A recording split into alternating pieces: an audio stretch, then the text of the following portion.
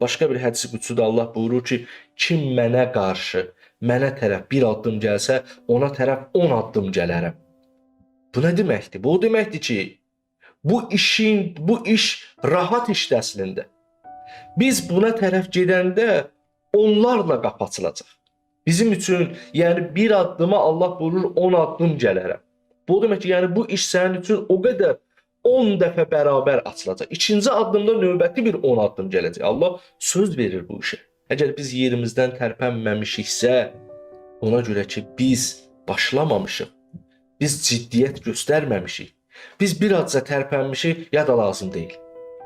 Bir azca cəhd eləmişik, gələn dəfə inşallah. Belə şeylərlə özümüzü aldatmışıq. Ona görə alınmayın. Yoxsa ki, Allah bu qədər söz verir.